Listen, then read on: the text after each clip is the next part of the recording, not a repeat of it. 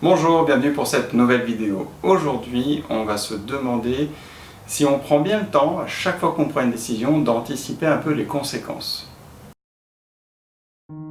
Pourquoi se poser cette question? Eh bien, j'en ai déjà parlé hier et avant-hier, et c'est essentiellement pour essayer d'anticiper les conséquences de nos choix, de nos engagements, de nos actions, etc., etc.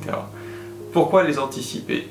Pas forcément pour savoir ce que ça va provoquer chez les autres, voire éventuellement placer des pions, être assez être dans la manigance, dans la construction de quelque chose, mais plutôt pour vérifier que, c'est en accord avec ce que l'on souhaite, et surtout s'assurer que ça n'aura... Enfin, s'assurer. Essayer d'anticiper sur le fait que ça puisse avoir ou non des conséquences négatives pour nous.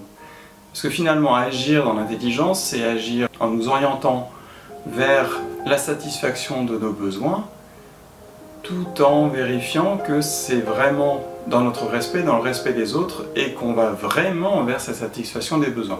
Des fois, on prend des engagements ou des décisions qui sont finalement contre-productives et qui nous amènent plus de difficultés que ce qu'on aurait attendu, ou même que quoi, enfin ça nous rajoute des difficultés parce que justement on n'a pas pensé à ça.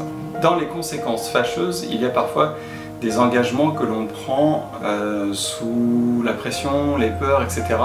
Me concernant, ça se passe surtout dans le domaine familial, j'allais dire, et amical, beaucoup moins, en tout cas surtout familial, en disant bah oui, d'habitude on fait comme ça, mais d'habitude je dis toujours oui, j'ai un peu peur de dire non. Bon.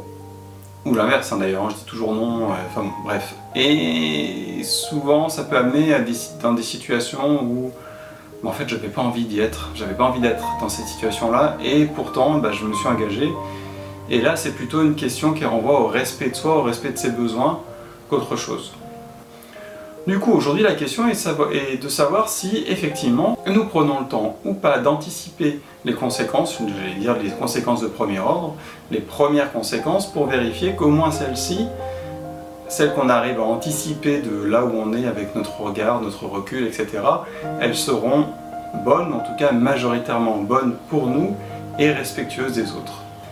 Et ça, c'est un premier pas, pas un premier pas, mais en tout cas une composante de ce qu'est agir intelligemment. Et encore une fois, intelligemment ne veut pas dire qu'on va planifier, manigancer des choses. On n'est vraiment pas dans la manipulation des autres pour arriver à une fin particulière, parce que lorsque l'on manipule quelqu'un, on ne le respecte pas. On ne respecte pas son libre arbitre, on ne respecte pas sa potentielle volonté de ne pas suivre un chemin qui nous paraît être plus efficace, plus facile. Donc tout ça, toute la manipulation, les manigances, tout ça ne font pas partie de vérifier que les conséquences seront bonnes pour nous, ou en tout cas qu'elles ne seront pas mauvaises.